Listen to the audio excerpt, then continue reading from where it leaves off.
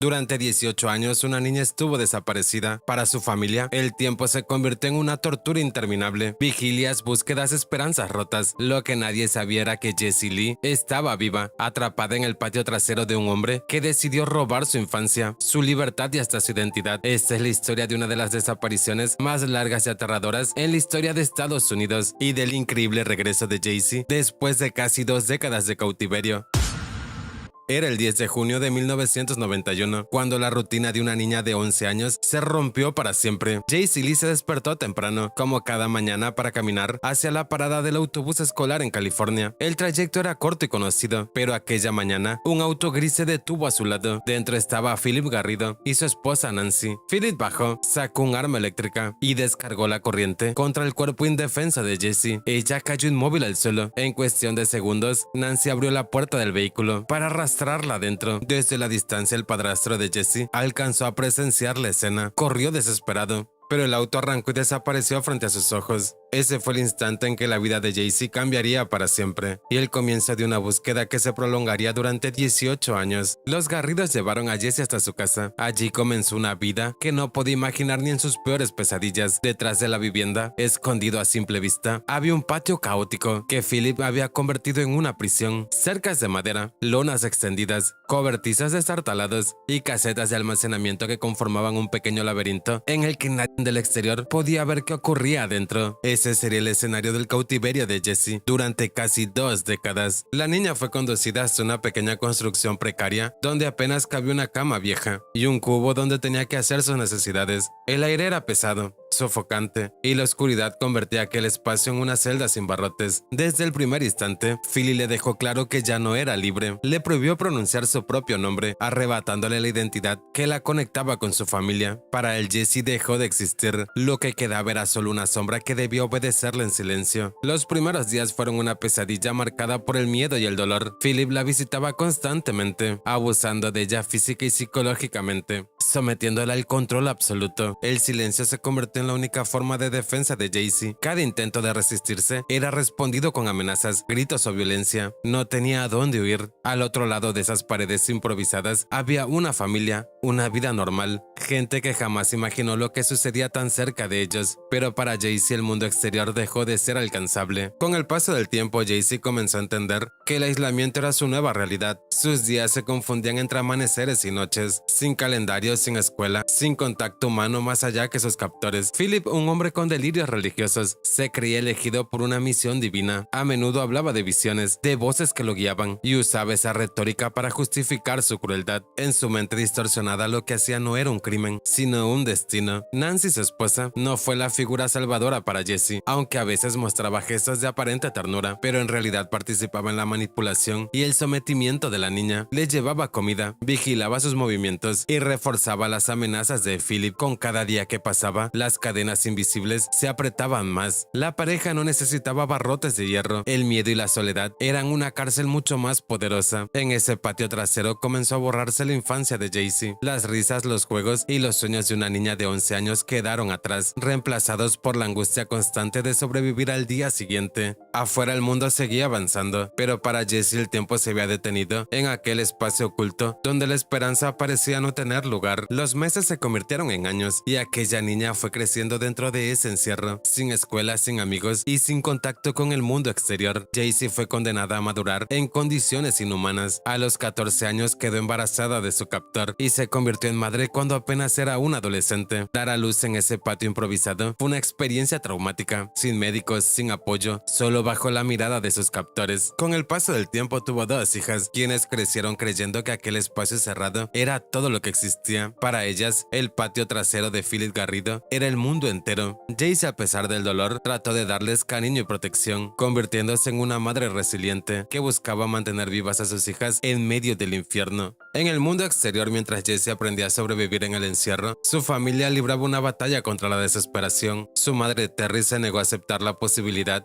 de que su hija no estuviera con vida. Desde el primer instante comenzó a buscarla, hablaba con medios de comunicación, pagaba carteles, organizaba vigilias y presionaba a las autoridades para que no cerraran el caso. Cada fotografía que mostraba era un intento desesperado por mantener viva la imagen de su hija. La noticia del rapto sacudió a la comunidad. Los vecinos se organizaron en brigadas de búsqueda, se adentraron en los bosques, revisaron carreteras y registraron cualquier rincón donde pudiera aparecer una pista. Se ofrecieron recompensas, se recibieron cientos de llamadas anónimas y se siguieron rumores que terminaban en callejones sin salida. Con el paso de los meses, la intensidad de la búsqueda fue decayendo, pero para la madre de Jaycee el tiempo no significaba olvido. Cada día que pasaba era una herida que se abrió un poco más. El rostro de Jessie comenzó a aparecer en carteles de niños desaparecidos. Estaban por todo el país, en supermercados, estaciones de servicio, correos y escuelas. Su fotografía con el cabello rubio y la mirada inocente se convirtió en un recordatorio de una tragedia sin resolver. La imagen fue incluida incluso en programas de televisión y en campañas nacionales. Para muchos, Jaycee se transformó en un símbolo de la infancia arrebatada, pero también en un misterio que parecía no tener respuesta. La familia, sin embargo, vivió un tormento distinto al público en general. Cada cumpleaños, cada Navidad, cada fecha especial era una tortura. Su madre se preguntaba dónde estaría, si seguiría viva, si alguien la estaría cuidando o si sufría en algún lugar lejano. La incertidumbre era más dolorosa que la muerte, porque no había un cierre, no había un cuerpo, solo silencio y preguntas que nunca tenían respuestas. Lo más desgarrador es que Jaycee estaba más cerca de lo que todos creían, a tan solo unas horas de distancia. Su risa infantil apagada, sus sueños congelados, su juventud consumida en un patio trasero invisible para el resto del mundo. Nadie imaginaba que mientras las autoridades buscaban en las montañas, ríos y ciudades lejanas, la niña seguía respirando bajo el mismo cielo que su madre miraba cada noche al rezar por su regreso. Esa fue la verdadera crueldad del caso. La sociedad asumía que el tiempo había borrado la esperanza, pero para la familia el paso de los años no significaba rendición. Cada día sin Jaycee era un recordatorio de que la justicia aún no llegaba. La herida nunca cicatrizó. Era una búsqueda interminable, una espera que parecía condenada a no tener un fin. El destino cambió en el 2009 después de 18 largos años.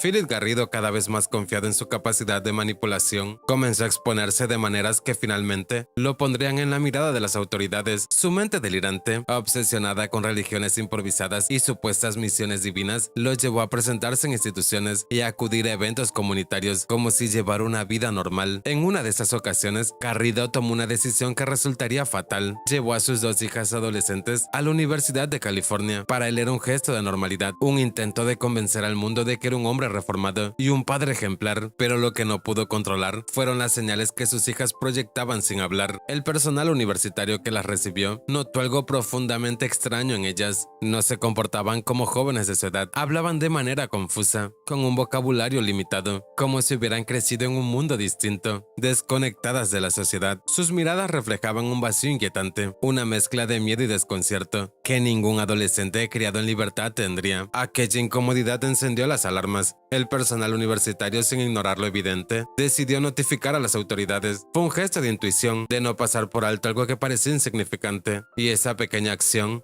finalmente abrió la puerta a la verdad. Poco después, Garrido fue citado a declarar. No acudió solo, lo hizo acompañado de las adolescentes y de una mujer que se presentó como Alisa. Nadie lo sabía aún, pero aquella mujer era Jessie Lee, la niña desaparecida en 1991. Su apariencia había cambiado. Ya no era la pequeña niña rubia que aparecía en los carteles de niños desaparecidos. Era una mujer adulta, marcada por años de encierro, con la mirada de alguien que había sobrevivido al infierno. Frente a las autoridades, Jessie todavía estaba atrapada en el miedo. Durante casi 2 décadas había sido adoctrinada para guardar silencio, para creer que nadie la protegería y que cualquier intento de escapar pondría en riesgo la vida de sus hijas. Romper ese muro psicológico era casi imposible. Pero entonces, en un momento que cambiaría la historia, Jaycee encontró dentro de sí la fuerza que había mantenido oculta. Las palabras salieron casi susurradas, pero lo suficientemente claras para derribar 18 años de mentira y oscuridad. Soy Jessie Lee. El silencio que siguió fue devastador. Aquella revelación no solo desmoronó la farsa construida por Philip Garrido, también reabrió una herida en la sociedad que llevaba años buscando respuestas. La niña perdida en los 90 estaba viva, y con esa confesión, todo un país se estremeció. La revelación de Jessie sacudió a todo Estados Unidos. La niña que había desaparecido en 1991 apareció viva en el 2009, acompañada de sus 2 hijas, y su historia que expuso un horror que nadie podía comprender completamente. La noticia recorrió el mundo y convirtió a los Garridos en sinónimos de crueldad. La indignación pública fue inmediata. Millones de personas se sintieron traicionadas y horrorizadas al saber que alguien había vivido durante casi 20 años a tan solo 2 horas de su hogar y que nadie lo había descubierto antes. Philip y Nancy Garrido fueron fueron arrestados y enfrentaron un proceso judicial que se convirtió en uno de los más seguidos en la historia reciente de California. Durante el juicio se revelaron detalles escalofriantes sobre el cautiverio, la vida diaria de Jaycee, el aislamiento extremo, el abuso físico y psicológico, y la forma en que habían mantenido a sus hijas también bajo control, enseñándoles a obedecer sin cuestionar. Cada testimonio, cada evidencia presentada ante el tribunal estremecía la opinión pública y mostraba la magnitud de los crímenes cometidos. Philip Garrido fue condenado a 401 años de prisión, una sentencia simbólica y real que asegura que nunca volverá a estar en libertad y pagará con su vida cada uno de los años que robó. Nancy Garrido, aunque con una condena menor, también recibió 36 años a cadena perpetua, castigada por su papel activo en el rapto y el sometimiento de Jaycee. Ambos se enfrentaron a la justicia, pero lo que más le importaba a la sociedad y sobre todo a la familia de Jaycee era que la pesadilla había terminado. Cuando la sentencia por fin se dictó, la emoción se mezcló con la indignación y la esperanza. La indignación por el horror que Jaycee había sufrido, la esperanza con la fuerza que logró encontrar para sobrevivir y ahora tenía la posibilidad de reconstruir su vida. La justicia no podía borrar el pasado, pero sirvió para que la verdad se impusiera y para que los culpables se enfrentaran las consecuencias de sus actos. Para Jaycee, la liberación fue apenas el inicio de otro proceso, el de reconstruirse. Tras casi 20 años encerrada, tuvo que aprender a vivir en libertad, a convivir con su familia y a descubrir el mundo, pero su historia no terminó en el sufrimiento. Con el tiempo escribió un libro autobiográfico donde relató su experiencia, no desde el papel de víctima, sino desde la perspectiva de un sobreviviente. Hoy dedica su vida a criar a sus hijas y ayuda a otras personas que han pasado por experiencias similares. La historia de Jaycee es una de las más impactantes de la historia criminal de Estados Unidos. Es la historia de una infancia arrebatada, de un silencio impuesto y de una mujer que a pesar de todo, sobrevivió para contar su verdad.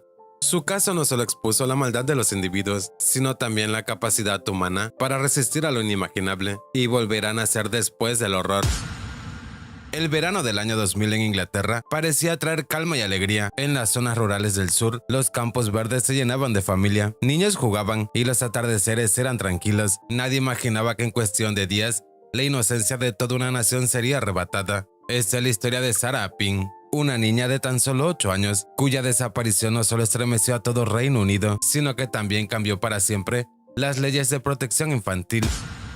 Sarah era descrita por su familia como una niña alegre, risueña y llena de alegría. Tenía una sonrisa contagiosa, su cabello rubio brillaba bajo la luz del sol y tenía una personalidad que inspiraba ternura a cualquiera que la veía. Su madre siempre decía que a pesar de su corta edad, Sarah tenía una valentía especial. No le temía a correr más rápido que sus hermanos, a explorar rincones escondidos en el campo o a hacer preguntas que los adultos no siempre podían responder. Ese verano, como en muchos otros, ella junto con sus 3 hermanos habían ido a pasar unos días con sus abuelos, ya que estos vivían en un pequeño pueblo rodeado de naturaleza. Para los niños, ese lugar era el paraíso. Podían correr entre los prados verdes, recoger flores silvestres, jugar al escondite entre los árboles y sentir la libertad que solo se respira lejos de la ciudad. En ese ambiente todo parecía seguro. Sus risas resonaban en el aire, mientras que sus padres y abuelos los miraban a lo lejos, confiados de que nada malo podría ocurrirles. El mundo de Sarah y sus hermanos estaba lleno de inocencia, de juegos y de promesas de un futuro brillante, pero esa sensación de tranquilidad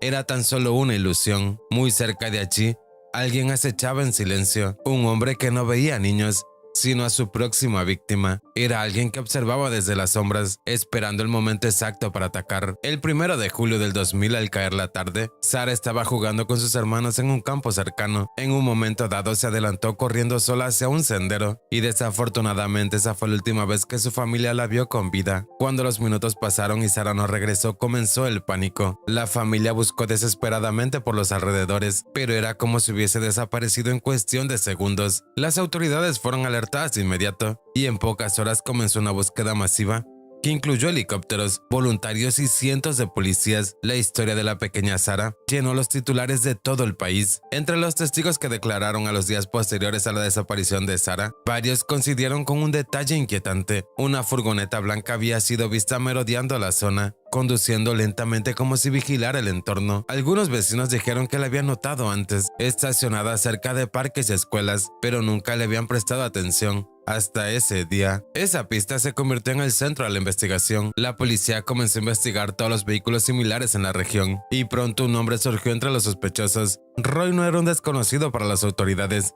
De hecho, era exactamente lo contrario. Su historia estaba marcada por delitos graves. Años atrás había sido condenado por secuestro y abuso de una niña de 8 años, casi la misma edad que tenía Sara en el momento de la desaparición. Durante esa condena, psicólogos y psiquiatras habían advertido que ese hombre era obsesivo, peligroso e incapaz de la reinserción social, y sin embargo estaba libre. Cuando salió de prisión no mostró señales de arrepentimiento, ni de querer regresar a la sociedad. Sus vecinos lo describían como un hombre extraño, solitario, con miradas inquietantes hacia los más pequeños. Lo más inquietante es que las autoridades ya sabían que representaba un peligro, pero legalmente no podían mantenerlo encerrado para siempre. El día que Sara desapareció, testigos lo vieron al volante de la furgoneta, exactamente en el lugar donde la niña había sido vista por última vez. No era una simple coincidencia, era como si el pasado hubiera regresado, y con él la confirmación del peor de los miedos. Roy nunca había dejado de ser un depredador. Durante 16 días, miles de voluntarios buscaron sin descanso, pero la esperanza de encontrar a Sara con vida se desvanecía cada día. Finalmente, el 17 de julio del año 2000, su cuerpo fue descubierto en el campo, a 25 kilómetros del lugar donde se le vio por última vez. La noticia rompió el corazón de toda una nación. Sara estaba muerta. Roy fue arrestado poco después, gracias a una combinación de pruebas que lo acorralaban. La policía, tras identificar su furgoneta como sospechosa, la incautó y examinó a fondo. Ahí encontraron fibras que coincidían con la ropa de Sara, además de rastros que vinculaban la camioneta con la niña. Para reforzar la investigación, agentes especializados siguieron los movimientos de Roy en los días posteriores a la desaparición y pronto descubrieron contradicciones en su coartada. Su comportamiento también levantó sospechas. Mientras cientos de personas buscaban desesperados a Sara, él se mostraba ansioso, desesperado y evasivo. Los investigadores, convencidos de su culpabilidad, lo interrogaron a fondo hasta que reunieron las evidencias suficientes para presentar los cargos. Durante el juicio la evidencia fue contundente. Las fibras, los testigos que lo situaban en el área y su historial criminal crearon un retrato inequívoco de un depredador reincidente. En el 2001 el tribunal lo declaró culpable y fue sentenciado a cadena perpetua, con un mínimo de 50 años antes de poder solicitar la libertad condicional. La desvivisión de Sara no solo dejó un vacío en su familia, también generó un movimiento social. Su madre del mismo nombre, Sara, luchó incansablemente para que los padres pudieran tener acceso a la información sobre depredadores viviendo cerca de sus hijos. Gracias a su lucha nació la ley de Sara, que permite a los padres solicitar a la policía información sobre personas con antecedentes de abuso a menores en su comunidad. Hoy en día esa ley protege a miles de niños en Reino Unido. El caso de Sara es la muestra más cruel de cómo un instante puede cambiarlo todo. Un segundo de descuido, un depredador al acecho y una familia arruinada de por vida, pero también es la historia de cómo una tragedia se transformó en un movimiento que salva miles de vidas hoy. Sara solo tenía 8 años y aunque le arrebataron la oportunidad de crecer, su legado continúa protegiendo a miles de niños que nunca sabrán que están a salvo gracias a ella.